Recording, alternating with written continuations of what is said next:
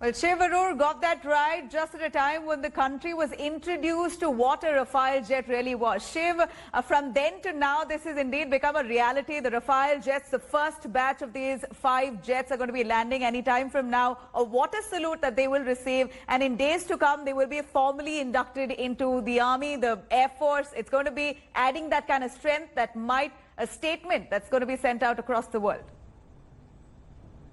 Absolutely. And, on India Today, there's going to be no drama and no hype. We are here to cover what is most certainly a milestone for the Indian Air Force. But, we're not going to exaggerate what has really happened, because this is a modernization process that's been on for many, many years now. And it is only now that the Indian Air Force is finally beginning to get the first modern fighters in nearly 2 decades from abroad. We continue to have Air Marshal Vinod Bhatia with us, but we're also joined by Air Marshal Raghunath Nambiar, who is also a combat veteran. He's a former Air Officer Commanding-in-Chief of the Indian Air Force's Western Air Command, from which he retired last year. And he's also known as one of the Mirage pilots who flew during the Kargil War. You remember those famous images of the bombing of Tiger Hill? That was Air Marshal Nambiar as a young wing commander flying one of those missions. Air Marshal Nambiar, pleasure as always to have you back again here on India Today. Thank you for being with us. You've had a chance to also fly in the Rafale, Air Marshal, along with the many other kinds of combat aircraft that you've flown. So the Indian public would love to know from someone like you, your perspective on the kind of capability that the Rafale brings compared with what the Indian Air Force has had so far, sir. Good morning, Shiv. The Rafale is likely to land in India, I think probably in another hour or two. And it's going to be the dawn of a new era as far as the Indian Air Force is concerned, in the sort of capability that this particular aircraft brings to the table. The Rafale, as is well known and has been publicized very often, is an omni-role aircraft. What it means is that the aircraft is capable of undertaking many missions in the same sortie. The load-carrying capability of the aircraft is legendary. We have 14 hardpoints, and multiple systems can be hung on them, giving a very potent mix of both weapons, electronic warfare, fuel, whatever you want to make that aircraft do its job properly.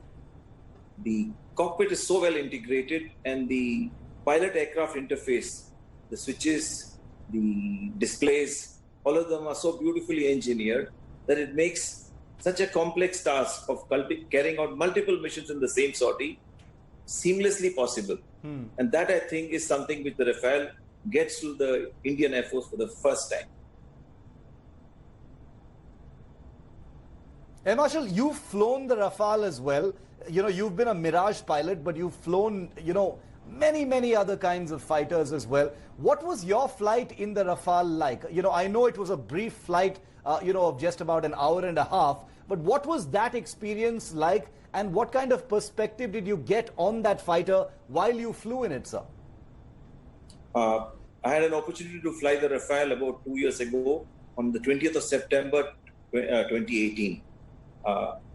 This flight was from a base called East, which is the flight test facilities for Dassault as well as for the French Air Force.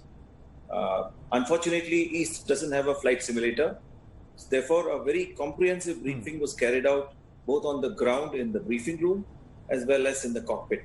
Since I was flying the aircraft from the front seat, and most of the switches which are there in the front seat are not really duplicated in the rear, especially some of the emergency switches as well as the many other mission-capable systems which have to be necessarily operated from the front seat.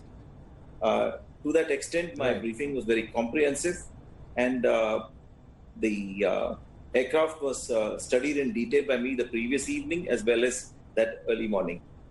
The test pilot who flew with me from the rear seat was Sedek, and I must admire his guts and bravery to let me fly the aircraft right through from takeoff to touchdown and everywhere in between. We put the aircraft through its entire paces. We tried to see as many roles of the aircraft that it could possibly do, right from subsonic low-level penetration, terrain following, as well as high-level supersonic zoom climbs, wind-up turns, the works. We explored its entire envelope within what is possible within an hour and 15 minutes. I also had the opportunity to land the aircraft twice. We did a touch and go, followed by land. Some of the new things which I see in this aircraft which don't exist in the previous fighter that I've flown were an auto throttle, which allowed the speed to be maintained automatically with little pilot attention on the speed, which is a very critical parameter in flying. The other thing which was very, very interesting on the Rafale, which was not there on the other aircraft that I've flown, is a touchscreen interface. The pilot would have to, if would like to change a certain particular parameter, all he had to do was, despite his hands being gloved, he could touch a screen on his left or his right, and thereafter call up the necessary parameter by scrolling or by other means. The Rafale which I flew was also, to a certain extent, even probably more superior to what we are going to get today, in the sense that some new software versions, probably which would be introduced in the F4 variant, were there for me to see. These included things like direct voice injection, which allowed you to carry out certain actions by voice control. These were not demonstrated, but they were stated to me as such. I think all in all, a wonderful experience, an opportunity to see the aircraft in a very short time, but with around its entire envelope. I think I was truly amazed. And what even surprised me was the ease with which I could fly this aircraft without really getting into too much of a sweat. We pulled all the way from almost 9.5 G. We put the aircraft through supersonic flying. We took it to about 1.6 Mach. We did terrain following at 100 feet, both over land as well as over the sea. We did it with pure stealth mode, in the sense we did not use the radar for carrying out terrain following. And then we used the radar as well. We used the radio altimeter and all the other particular modes. We carried out an interception on a business jet.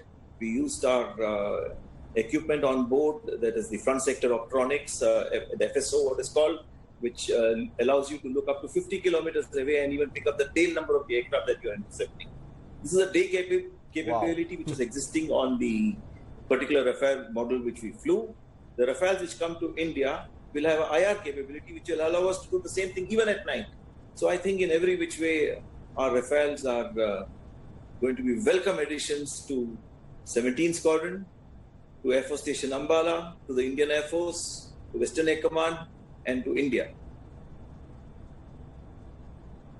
Incredible description, sir, of your flight and what these aircraft really bring to bear, because there's a great amount of interest, in these aircraft, and in an unexaggerated, sober way, describing to all of our viewers tuning in from across the country, with combat veterans like Air Marshal Nambiar and Air Marshal Bhatia, who will continue to be with us. We bring them coverage of the Rafale's arrival, which, as Air Marshal Nambiar just told you, is going to happen in the next couple of hours at the Ambala airbase. I want to quickly take our viewers through the other headlines that we're tracking at this time, so you stay completely updated on everything that's happening. Hello everyone, this is Rahul Kamal here. Hope you enjoyed this video. For the latest news and analysis, like and subscribe the India Today YouTube channel, and don't forget to press the bell icon to stay updated.